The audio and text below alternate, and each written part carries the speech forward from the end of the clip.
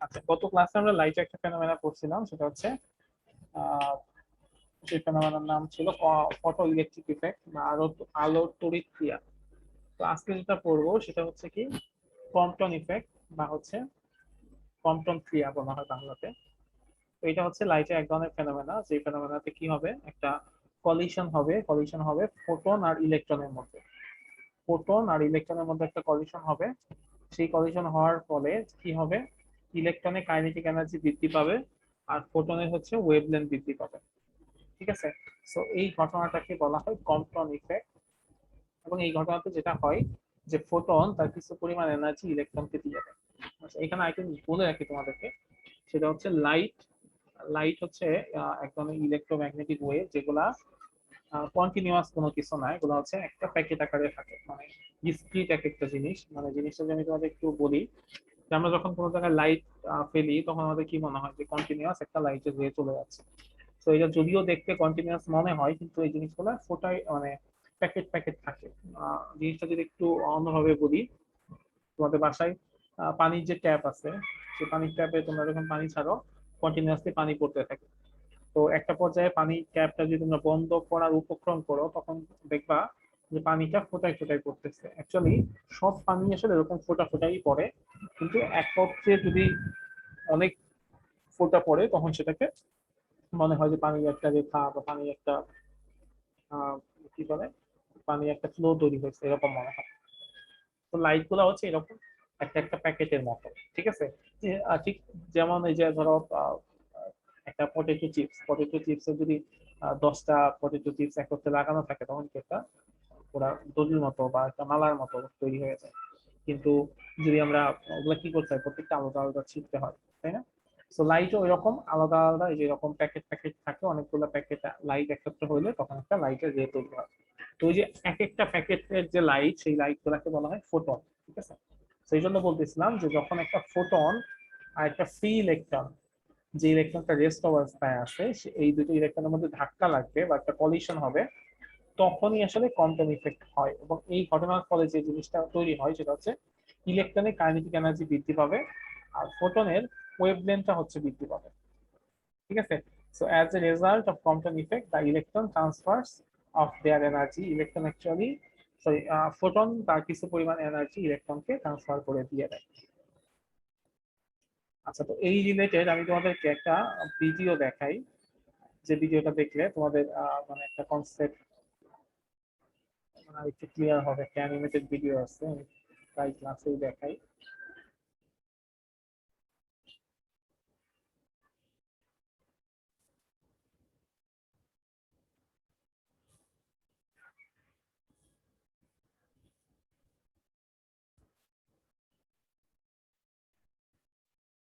It's not accurate. Primarily can help. This sentence is grammatically correct.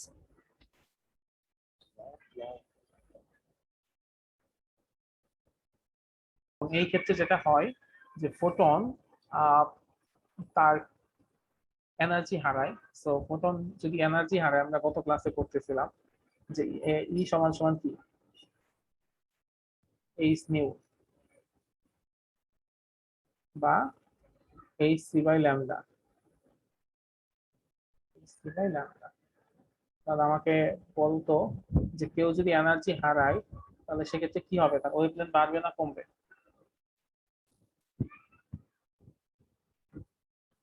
কেউ যদি energy loss করে তার wavelength কি বাড়বে না? বাড়বে স্যার। তাহলে ফোটনের বাড়বে। ওয়েভলেন্থটা বেড়ে যাবে। তাইলে ধরো আমি যদি একটা আহ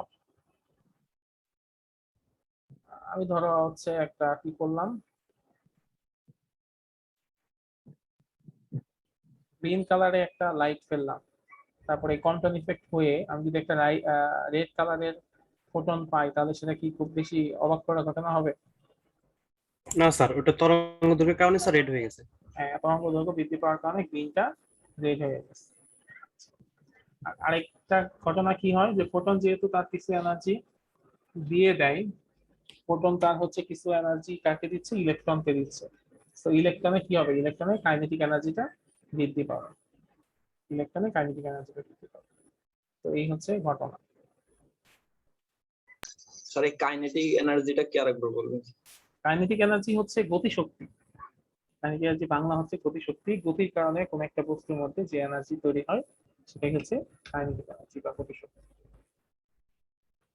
আচ্ছা, এই হচ্ছে ফিগার যে একটা এক্স রে ফোটন আসলো, ইলেকট্রনকে ধাক্কা দিলে ইলেকট্রন একদিকে স্ক্যাটার হয়ে গেল আর ফোটন আরেকদিকে স্ক্যাটার হয়ে চলে গেল। আচ্ছা, আর প্রথম যে ওয়েটা ছিল যে কি, যে একটা ফোটন এসে একটা নিউক্লিয়াসকে ধাক্কা দিবে, হ্যাভি নিউক্লিয়াসকে ধাক্কা দিবে এবং ফোটন তার সম্পূর্ণ শক্তি সেখানে দিয়ে দিবে এবং হ্যাভি নিউক্লিয়াসটাও নিজেও নিজেকে স্যাক্রিফাইস করে দুই ভাগে ভাগ হয়ে যাবে, একটা ইলেকট্রন তৈরি করবে, একটা পজিট্রন তৈরি করবে। এই ঘটনাটাকে বলা হয় পেয়ার প্রোডাকশন। পেয়ার প্রোডাকশন, যেহেতু এখানে পেয়ার পেয়ার তৈরি হয়, মানে ইলেকট্রন পজিট্রন একটা পেয়ার তৈরি হয়েছে। ইলেকট্রন আর পজিট্রনের সবকিছু এক, শুধুমাত্র পজিট্রনের চার্জ হচ্ছে পজিটিভ আর ইলেকট্রনের চার্জ নেগেটিভ, এছাড়া সবই এক। তো যেহেতু একটা পেয়ার তৈরি হয়েছে, তো এই ঘটনাকে বলা হয় pair production. So pair production is the creation of an elementary particle and the anti particle. দেখো এখানে কি হচ্ছে, যে আমি একটা এনার্জি দিচ্ছি, এনার্জি থেকে আমার একটা পার্টিকেল তৈরি হচ্ছে, তাই না? ফোটন কি এক ধরনের লাইট, লাইট হচ্ছে এক ধরনের এনার্জি। তো আমি কোনো জায়গায় এনার্জি দিলাম, তো এনার্জি কনভার্ট হইলো কিসে? Energy is converted to mass. আমি দিলাম এনার্জি, পাইলাম হচ্ছে ভর। তো এই ঘটনাকে বলা হয় পেয়ার প্রোডাকশন। আচ্ছা, আইনস্টাইনের আরেকটা জিনিস আছে যে আমরা একটু আগে দেখলাম যে এনার্জি থেকে ম্যাসে কনভার্ট করা যায়, আবার আমরা জানি ম্যাস থেকেও এনার্জি পাওয়া যায়। হ্যাঁ, সেটা কিরকম, যে এম ভরের যদি কোনো বস্তু থাকে তাহলে সেই বস্তু থেকে আমরা যে পরিমাণ এনার্জি পাইতে পারি সেটা হচ্ছে ই সমান সমান এম সি স্কয়ার, যেখানে ই হচ্ছে এনার্জি, এম হচ্ছে বস্তুর ভর আর সি হচ্ছে লাইটের ভেলোসিটি। এটা আইনস্টাইনের বিখ্যাত ম্যাস এনার্জি রিলেশন থেকে আমরা এই জিনিসটা পাই। তো এই ইকুয়েশন দিয়ে ই সমান সমান এম সি স্কয়ার দিয়ে আমরা বিভিন্ন কিছু এনার্জি কত বের করতে পারবো, যেমন ওয়ান অ্যাটমিক ম্যাস ইউনিট যেটাকে সেটা মান হচ্ছে 1.66 ইন্টু 10⁻⁻27 কেজি। এটা হচ্ছে ওয়ান অ্যাটমিক ম্যাস ইউনিট।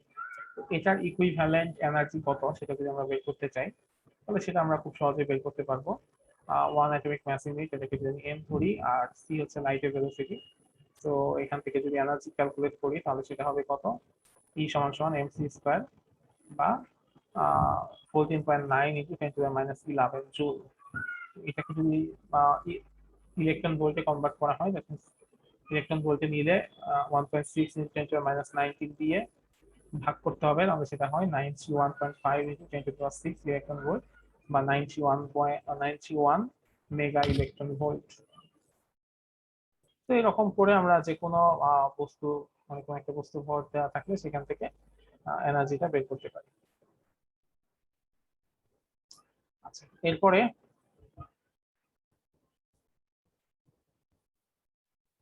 এই ফিগারটা খুবই ইম্পর্টেন্ট বোঝা, এই ফিগারটা বোঝা খুবই ইম্পর্টেন্ট, কারণ এখানে কোয়ান্টাম ইফেক্টের পুরো ঘটনাটা আসলে ব্যাখ্যা করা আছে।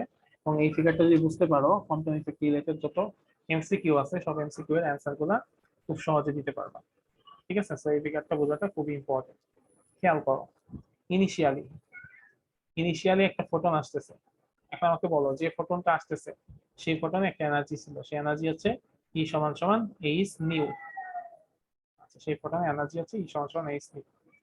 আচ্ছা, আর সেই ফোটনের মোমেন্টাম যদি আমরা বের করতে চাই, মোমেন্টাম সমান সমান হচ্ছে মোমেন্টাম পি সমান সমান ই ডিভাইডেড বাই সি। ঠিক আছে, মোমেন্টাম পি সমান সমান ই ডিভাইডেড বাই সি, যেখানে ই হচ্ছে H nu divided by C, so momentum হবে পি সমান সমান H nu by C.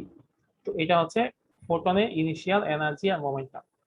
Initial energy কত, ই সমান সমান এইচ নিউ, আর মোমেন্টাম হচ্ছে পি সমান সমান H nu divided by C. এটা হচ্ছে বিফোর কলিশন ফোটনের অবস্থা, তার এনার্জি ই সমান সমান এইচ নিউ আর মোমেন্টাম হচ্ছে পি সমান সমান H nu divided by C. আর ইলেকট্রনের কি অবস্থা, শুরুতে ইলেকট্রনের কি অবস্থা ছিল? ইলেকট্রনের যেহেতু কোনো ভেলোসিটি নাই, ও রেস্ট অবস্থায় আছে, সো ওর মোমেন্টাম হবে শূন্য, পি সমান সমান শূন্য। আর শুরুতে ইলেকট্রনের যেহেতু একটা ভর আছে, তো সেই ভর অনুযায়ী ওর একটা রেস্ট ম্যাস থাকবে, সেটা হচ্ছে ই সমান সমান এম ই সি স্কয়ার, যেটা আইনস্টাইনের ইকুয়েশন থেকে আমরা পাই, ই সমান সমান এম ই সি স্কয়ার। তো এই অবস্থাতে থাকা একটা ফোটন আর একটা ইলেকট্রন যখন তাদের মধ্যে একটা কলিশন হবে, কলিশনের হওয়ার পরে কি হবে, ফোটনটা একদিকে স্ক্যাটার হয়ে চলে যাবে আর ইলেকট্রনটা একদিকে স্ক্যাটার হয়ে চলে যাবে। ফোটন হচ্ছে থিটা ডিগ্রি অ্যাঙ্গেল স্ক্যাটার হয়ে চলে গেছে, আর ইলেকট্রনটা হচ্ছে ফাই ডিগ্রি অ্যাঙ্গেলে স্ক্যাটার হয়ে চলে গেছে। তো এখন দেখি আফটার কলিশন এনার্জির কি অবস্থা আর মোমেন্টামের কি অবস্থা। আচ্ছা, আফটার কলিশন ফোটন, ফোটন কি তার এনার্জি কি আগের সমান থাকবে না কমবে না বাড়বে? বেড়ে যাবে। এনার্জি কি হবে? এনার্জি, ফোটনের এনার্জি এনার্জি, লাইটের না এনার্জি স্যার, কমবে না বাড়বে না ঠিক থাকবে? ফোটন এনার্জি কমে যাবে না স্যার? ফোটনের এনার্জি লাইটেরটা কমে যাবে, জি স্যার। কমে, সেটা নতুন একটা হইলো, সেটা হচ্ছে ই প্রাইম। ই প্রাইম সমান সমান H nu prime, that means এনার্জির সাথে সাথে ফ্রিকোয়েন্সিরও পরিবর্তন হয়েছে, ফ্রিকোয়েন্সিটাও কমে গেছে। তো আমরা জানি যে এনার্জি যদি কমে যায় সেখানে অবশ্যই ওয়েভলেন্থটা বেড়ে যাবে। তো এটা হবে H C by lambda prime, যেখানে ল্যামডা হচ্ছে আগের তুলনায় বেড়ে গেছে। আচ্ছা, ফোটনের মোমেন্টামটা কি হবে? ফোটনের মোমেন্টাম হচ্ছে পি প্রাইম, নতুন ফোটনের মোমেন্টাম সেটা হচ্ছে কি হবে, H nu prime divided by C, H nu prime divided by C. ফোটনের মোমেন্টাম হচ্ছে পি প্রাইম সমান সমান H nu prime divided by C. আচ্ছা, এরপর ইলেকট্রনের ক্ষেত্রে আমরা চিন্তা করি। ইলেকট্রনের ক্ষেত্রে ইলেকট্রনের আগে মোমেন্টাম ছিল শূন্য, সে একটা নতুন মোমেন্টাম প্রাপ্ত হবে, সেটা হচ্ছে পি সমান সমান পিই, নতুন একটা মোমেন্টাম সে গেইন করবে। আর ফোটনের যেহেতু সে একটা ধাক্কা খেয়ে তার মধ্যে একটা গতি সঞ্চার হয়েছে, তো তার মধ্যে নতুন একটা শক্তি তৈরি হবে। সেই শক্তিটা কি, যে আগের যে রেস্ট রেস্ট ম্যাসের কারণে যে এনার্জি ছিল, রেস্ট এনার্জি, সেই এনার্জির সাথে গতিশক্তির কারণে আরেকটা এনার্জি যোগ হয়ে নতুন একটা এনার্জি তৈরি হবে, সেটা হচ্ছে এটা ই সমান সমান root over M E M M square C four plus P square C square, এরকম একটা এনার্জি তৈরি হবে। তো বেসিক্যালি আমাদের যে জিনিসগুলো বুঝতে হবে সেটা হচ্ছে যে কোনটা কমছে আর কোনটা বাড়ছে। ফোটনের এনার্জি আগের তুলনায় কমে গেছে, ফোটনের মোমেন্টামও আগের তুলনায় কমে গেছে। ইলেকট্রনের এনার্জি আগের তুলনায় বেড়ে গেছে, ইলেকট্রনের মোমেন্টাম আগের তুলনায় বেড়ে গেছে। এই কয়টা জিনিস আমাদেরকে বুঝতে হবে, ঠিক আছে? এবং কলিশনের আগের এবং কলিশনের পরের যদি আমরা মোমেন্টাম গুলাকে যোগ করি বা এনার্জি গুলাকে যোগ করি, আমরা জানি যে কনজারভেশন অফ এনার্জি বা কনজারভেশন অফ মোমেন্টাম, এই জিনিসগুলো যদি আমরা মেনটেন করি তাহলে দেখবো যে কলিশনের আগের টোটাল মোমেন্টাম কলিশনের পরের টোটাল মোমেন্টাম সমান হবে। মানে আগে ফোটন আর ইলেকট্রনের টোটাল মোমেন্টাম আর পরে ফোটন আর ইলেকট্রনের টোটাল মোমেন্টাম দেখা যাবে সমান হচ্ছে, বা কলিশনের আগের ফোটন আর ইলেকট্রনের টোটাল এনার্জি আর পরে ফোটন আর ইলেকট্রনের টোটাল এনার্জি সেটাও দেখা যাবে সমান হবে। তো এগুলা নিয়ে যদি আমরা ক্যালকুলেশন করি তাহলে আলটিমেটলি যে জিনিসটা পাবো সেটা হচ্ছে এরকম। সেখান থেকে যেটা আমি বের করার চেষ্টা করতে পারি সেটা হচ্ছে যে ল্যামডা প্রাইম মানে হচ্ছে নতুন যে ওয়েভলেন্থ তৈরি হয়েছে ফোটনে, সেই ল্যামডা প্রাইমের মান কত।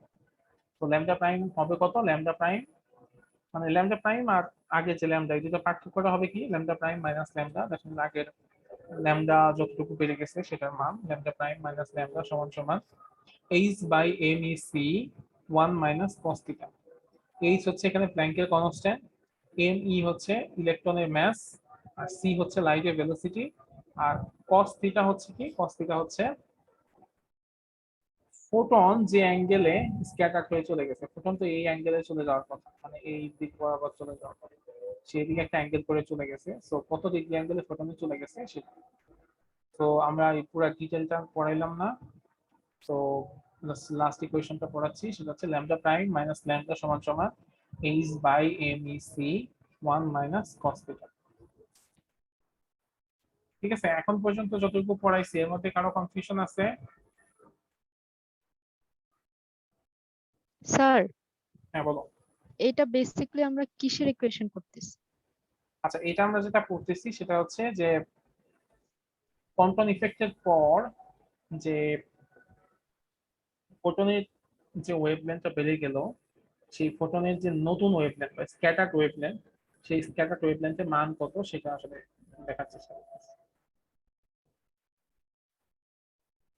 Okay sir.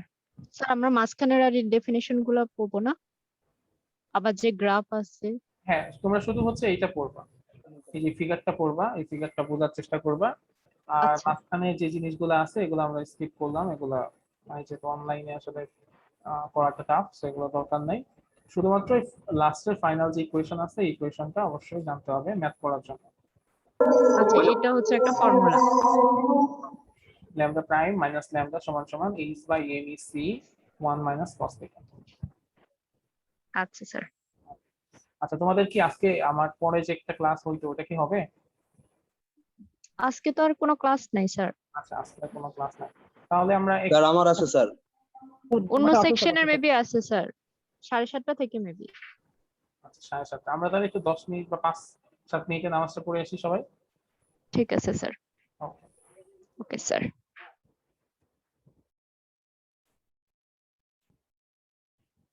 আচ্ছা, তো এরপরে আমাদের একটা জিনিস একটু দেখতে হবে, সেটা হচ্ছে কি যে আমরা তো দেখলাম যে ফোটনের ক্ষেত্রে কি বাড়ে, ফোটনের ক্ষেত্রে ওয়েভলেন্থটা বৃদ্ধি পায়, আর ইলেকট্রনের ক্ষেত্রে এনার্জিটা বৃদ্ধি পায়, কাইনেটিক এনার্জি বৃদ্ধি পায়, ইলেকট্রনের কাইনেটিক এনার্জিটা বৃদ্ধি পায়। তো আমরা এখন একটু দেখি যে ইলেকট্রনের কাইনেটিক এনার্জিটা কতটুকু বৃদ্ধি পায় সেটা একটু দেখার চেষ্টা করি।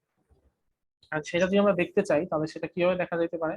স্যার এনার্জি বাড়লে তো ওয়েভলেন্থ কমে যাবে। হ্যাঁ, হ্যাঁ হ্যাঁ হ্যাঁ, তুমি যেটা বলছো যে এনার্জি বাড়লে ওয়েভলেন্থ কমে যাবে, তো আমরা ইলেকট্রনের জন্য আসলে ওয়েভলেন্থ দেখবো না, ইলেকট্রনের জন্য কাইনেটিক এনার্জি কতটুকু বাড়ছে সেটাই আসলে দেখবো, ঠিক আছে? আর ফোটনের যেহেতু এনার্জি কমে গেছে এই জন্য ওইটার ওয়েভলেন্থ বেড়ে গেছে। তো আমরা যেটা একটু দেখার চেষ্টা করব সেটা হচ্ছে ইলেকট্রনের যেটা স্ক্যাটার হয়ে গেছে সেই ইলেকট্রনকে বলা হয় রিকয়েল ইলেকট্রন। তো রিকয়েল ইলেকট্রনের কাইনেটিক এনার্জি কতটুকু বৃদ্ধি পাইছে বা কাইনেটিক এনার্জি মান কত হয়েছে সেটা একটু দেখার চেষ্টা করব। তো আমাকে একটু বলো তো যে রিকয়েল ইলেকট্রনের কাইনেটিক এনার্জি বের করার ওয়েটা কি হতে পারে? শুরুতে ইলেকট্রনে কোনো কাইনেটিক এনার্জি ছিল না, এরপরে ফোটনের সাথে ধাক্কা খাইলো, ধাক্কা খাওয়ার পরে তার মধ্যে একটা কাইনেটিক এনার্জি তৈরি হলো। তাহলে এই কাইনেটিক এনার্জিটা আমরা কিভাবে বের করতে পারি?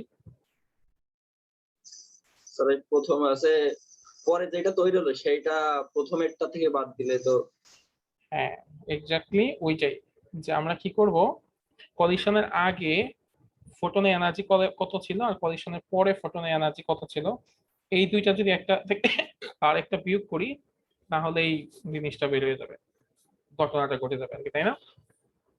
তার মানে ধরো তোমাকে আমি 500 টাকা দিলাম, তুমি বাজারে গেলাম, যাওয়ার পরে তুমি আমাকে বাজার থেকে এসে 50 টাকা ফেরত দিলাম, তার মানে আমরা খুব সহজে বুঝতে পারবো যে তুমি আসলে কত টাকার বাজার করছো। তো আমি কাইনেটিক রিকয়েল ইলেকট্রনের কাইনেটিক এনার্জি যদি বের করতে চাই তাহলে কি করতে হবে? ফোটনের আগের এনার্জি আর পরে এনার্জি কি করতে হবে, একটা থেকে একটা বিয়োগ করতে হবে। তো kinetic energy of the electron কি হবে সেটাকে যদি আমি কে দ্বারা প্রকাশ করি, কে ই সমান সমান হবে যে আগের এনার্জি আর পরে এনার্জি বিয়োগফল, ঠিক আছে? তো আগে এনার্জি ছিল এইচ নিউ, পরে এনার্জি হচ্ছে এইচ নিউ প্রাইম, এই হচ্ছে ঘটনা। তাহলে এখান থেকে আমাদের আসলে এনার্জি মানটা বের করতে হবে। তো সেটা বের করার জন্য এর আগে আমি তোমাদের যে একটা ইকুয়েশন দেখালাম সেই ইকুয়েশনটা কি ছিল, ল্যামডা প্রাইম মাইনাস ল্যামডা সমান সমান H by M E C 1 minus cos theta. এই ইকুয়েশনটা আমরা ইউজ করব। কিভাবে ইউজ করতে পারি? যে আমরা জানি ল্যামডা প্রাইম সমান সমান হচ্ছে সি বাই নিউ প্রাইম, এটা লেখা যায়? আমরা জানি জি স্যার। সমান সমান ল্যামডা নিউ। সো ল্যামডা সমান সমান কি হবে, C by nu, C by nu সমান সমান হবে ল্যামডা।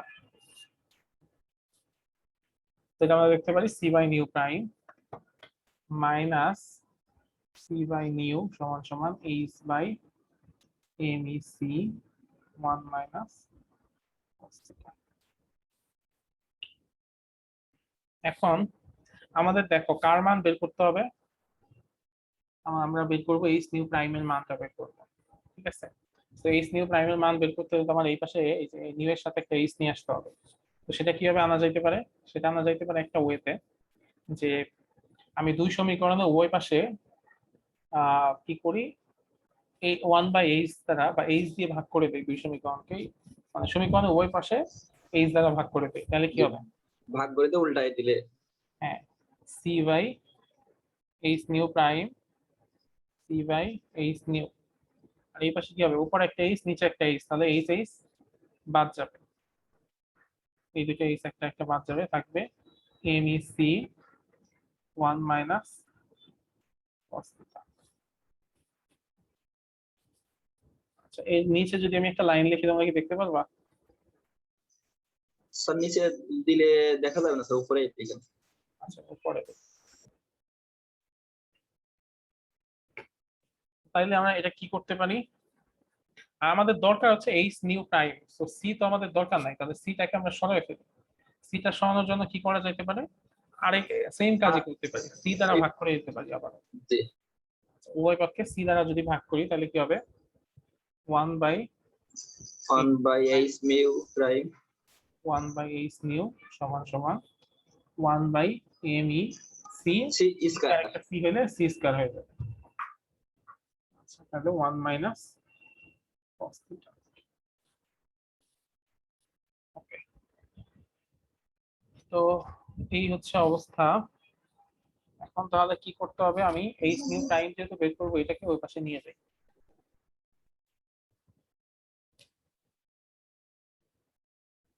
1/h নিউ প্রাইম সমান সমান 1/h new plus 1/me c square 1 minus,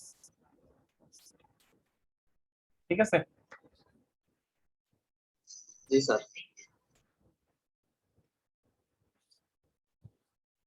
তাহলে এখানে যদি আমরা কি করি, লসাগু করি me c স্কয়ার, তাহলে কি হবে, me c square plus h nu 1 minus cos theta, এটা হবে 1/h নিউ প্রাইম। ঠিক আছে, এই পর্যন্ত ক্লিয়ার সবাই? জি স্যার। এখন h নিউ প্রাইমের মান যেহেতু বের করতে হবে, তাহলে আমি কি করতে পারি, এটাকে উল্টে দিতে পারি, ঠিক আছে। আচ্ছা এটাকে উল্টে যদি দেই তাহলে কি হবে, h নিউ প্রাইম সমান সমান h nu me c square divided by me c square plus h nu 1 minus.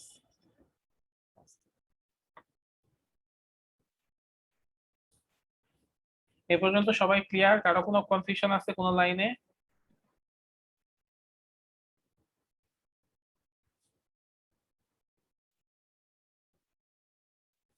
ঠিক আছে তো এ পর্যন্ত? জি স্যার, জি এই স্যার, পর্যন্ত ঠিক আছে। ঠিকই আছে। জি স্যার। ওকে, এখন দেখো আমি একটা কাজ করতে পারি, সেটা হচ্ছে MEC স্কয়ার দিয়ে যদি আমি এই এই দুই মানে লব আর হরকে ভাগ করি তাহলে কি হয় দেখি। এটাকে যদি MEC স্কয়ার দিয়ে ভাগ করি তাহলে থাকবে শুধু h নিউ h মিউ আর 1 plus 1 plus h new h mu MEC square 1 minus minus cos theta. তো দ্যাট মিন্স জিনিসটা একটু ছোট হইলো তাই না আগের তুলনায়। আচ্ছা এখন h নিউ, এই জিনিসটা একটু বিরক্তিকর জিনিস, এটাকে আমরা আলফা হিসেবে লিখি, আলফা 1 মাইনাস, যেখানে আলফা সমান সমান হচ্ছে h nu me c square. ঠিক আছে, আমরা জানি যে আলফা সমান সমান ওইটা, কিন্তু আমাদের ইকুয়েশনটা ছোট করার জন্য, দেখতে ছোট করার জন্য আমরা ওইটা সমান সমান আলফা লিখে নিচ্ছি। ঠিক আছে, তো এখন তাহলে আমরা ওই যে আগের ইকুয়েশনটাতে যাই, যে কাইনেটিক এনার্জি সমান সমান h nu minus h nu prime. তাহলে h nu minus h nu প্রাইমের মান কত, H nu 1 plus alpha 1 minus cos theta. এটা হচ্ছে কাইনেটিক এনার্জির মান। স্যার আলফা যেখানে অ্যাড করেছেন ওই লাইনটা বুঝিনি, আরেকটুবার বলবেন? এখানে কিছুই না, just H nu by 1 minus M E C স্কয়ারকে আমি আলফা ধরে নিচ্ছি, ঠিক আছে? মানে এটা জাস্ট ধরে নিয়েছেন? ধরে নিয়েছি, জাস্ট মিন্স মানে আমি এরপরে আরো কিছু ক্যালকুলেশন করব, তো এখন প্রত্যেকটা জায়গায় H by M E C square নিয়ে যদি ঘুরি তাহলে মানে জিনিসটা লিখতেও কষ্ট, দেখতেও ঝামেলা। তো এই জন্য এই জিনিসটাকে সহজ করার জন্য এই বড় একটা টার্মকে আমি ছোট হিসেবে ধরে নিচ্ছি। স্যার এটা কি পাশে লিখে দিতে হবে? হ্যাঁ, এটা হচ্ছে পাশে লিখে দিতে হবে যে হোয়ার আলফা সমান সমান এটা। দেখো মানে এইটা সুবিধাটা কি একটু পরেই দেখবা তোমরা। দেখো এই যে এখন এইখানে আমি ক্যালকুলেশন করব, তো এখানে যদি আমার অত বড় একটা টার্ম থাকতো তো জিনিসটা দেখতেই ভয়ঙ্কর হয়ে যেত, কিন্তু এখন দেখো কত সহজে জিনিসটা করা যাইতেছে। এই সমীকরণ এখানে কি করতে পারি, আমি এইচ নিউ কমন নিতে পারি দুই পাশ থেকে, কাইনেটিক এনার্জি সমান সমান এইচ নিউ কমন নিলাম, তাহলে থাকবে 1 minus 1 by 1 plus alpha 1 minus cos theta. তো এইচ নিউ সমান 1 মাইনাস, আচ্ছা এখানে যদি লসাগু করে দিই একেবারে 1 plus alpha 1 minus cos theta, এটা কি হবে 1 plus alpha 1 minus cos theta minus 1, তাই না? স্যার এখন 1 আর ওই যে 1 কেটে যায় তো? হ্যাঁ, 1 আর 1 কেটে যাচ্ছে, তাহলে থাকতেছে শুধুমাত্র এইচ নিউ সমান সমান আলফা 1 মাইনাস কস থিটা, দিয়ে থাকবে 1 প্লাস আলফা 1 মাইনাস, এই হচ্ছে অবস্থা, তাই না? তো এটাকে চাইলে আরেকটু ছোট করা যায়, এইচ নিউ সমান সমান alpha 2 sine square theta divided by 2, এখানে হবে কি 1 প্লাস আলফা 2 সাইন স্কয়ার, তাহলে আলটিমেটলি যেটা আসবে এইচ নিউ সমান সমান 2 alpha sine square theta by 2, আর নিচে হবে 1 plus 2 alpha sine square theta by 2। তো এটা হচ্ছে আলফার মান। এখন চিন্তা করো যে এই প্রত্যেকটা জায়গায় যদি আমি আলফার যে মান ছিল এইচ আলফার যে আমি যেটা ধরছি এইচ নিউ সমান সমান এম ই সি স্কয়ার, প্রত্যেকটা জায়গায় যদি আলফা নিয়ে এরকম করে ঘুরতাম তাহলে আমার অবস্থা খারাপ হয়ে যেত না? এই জি জন্য স্যার। এটাকে আমি ছোট করে ধরে নিয়েছি, ছোট করে ধরে নিয়েছি, প্রত্যেকটা জায়গায় জানি আলফা সমান সমান কত।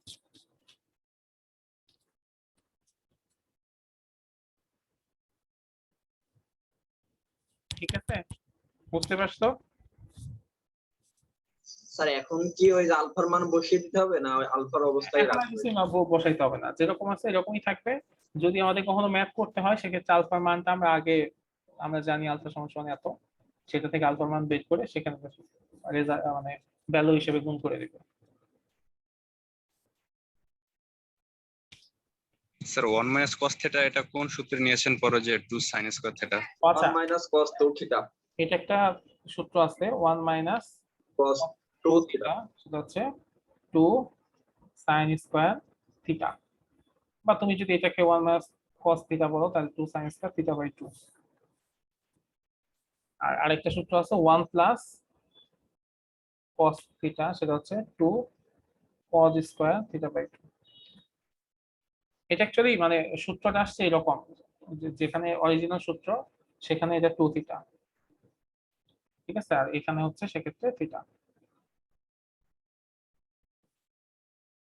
2 সাইন স্কয়ার থিটা মানে হচ্ছে 1 মাইনাস cos 2 থিটা, আর 2 cos স্কয়ার থিটা হচ্ছে 1 প্লাস cos 2 থিটা, এটা হচ্ছে ফর্মুলা। আর যেহেতু আমার এখানে 2 থিটা নাই, শুধু থিটা আছে, এই জন্য ওখানে থিটা বাই 2 হয়ে গেছে।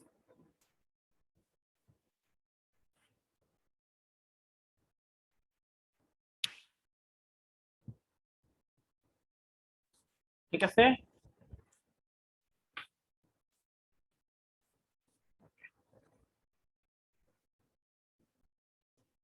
মানে এটা হচ্ছে আমার কাইনেটিক মানে recoil electron of the kinetic kinetic energy of the recoil electron.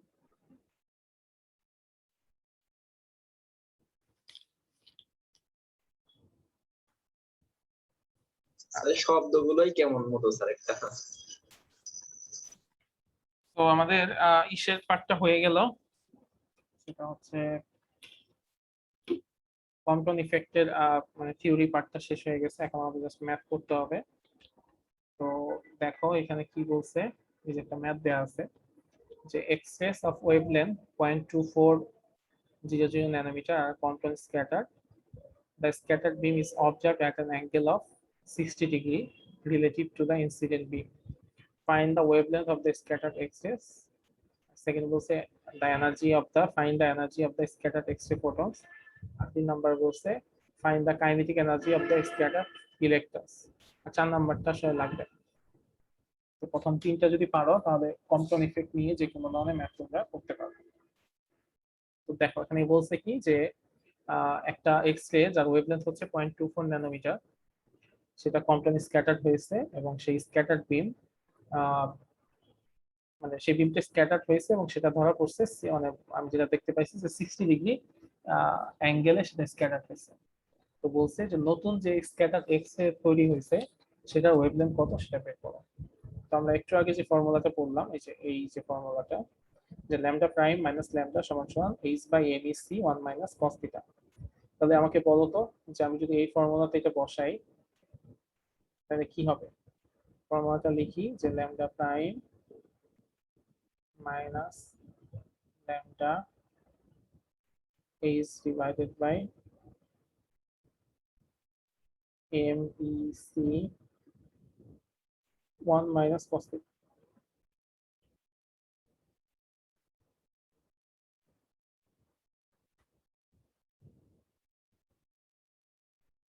হ্যাঁ, এখন আমাকে বলো ল্যামডা প্রাইম তো বের করতে হবে, স্ক্যাটার্ড ওয়েভলেন্থ। ল্যামডার মান কত? 0.2400 0.2400 nanometer. 10 inverse 19 metre. So 0.24 into 10 inverse 19, 10 to the power minus 19, 19 না 9। আচ্ছা h এর মান কত? 6.63 into 10 to the power minus 34. h এর মান হচ্ছে 6.63 into 10 to the minus 34। me এর মান কত? me 9.1 into 10 to the power minus 31.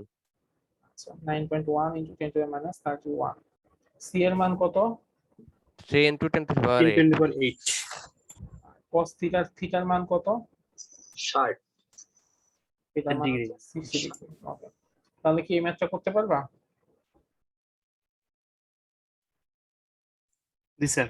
আচ্ছা ঠিক আছে। আচ্ছা পরের ম্যাথে বলছে the energy of the scattered X-ray photon। তুমি স্ক্যাটার্ড ইলেকট্রনের ওয়েভলেন্থটা তুমি পাইছো ল্যামডা প্রাইম, তাহলে তোমার বের করতে হবে এনার্জি কত। এনার্জি ফর্মুলাটা কি? E সমান সমান hc by lambda prime। hc by lambda prime, hc by lambda prime.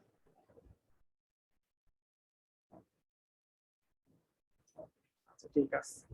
এরপরটা কি বলছে? Kinetic energy of the scattered electrons. Kinetic energy of the scattered electrons বের করতে হবে। সেইটা কোন ফর্মুলাতে? যে আমি লাস্টে যে ফর্মুলা দেখাইলাম ওই ফর্মুলা ইউজ করতে পারো, বা যেখানে যে ফর্মুলা আছে এই ফর্মুলা ইউজ করতে পারো। ঠিক আছে, সো আমি লাস্টে যে ফর্মুলাটা দেখাইলাম সেটাই যদি ইউজ করো তাহলে কি হবে? ই সমান সমান ই বা কে ই সমান সমান H new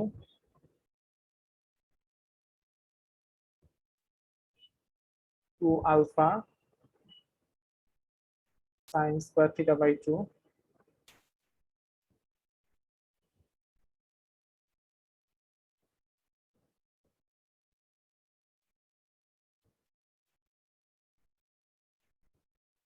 by 2 divided by 1 plus কি ছিল? 1 plus 2 alpha sine square theta by 2।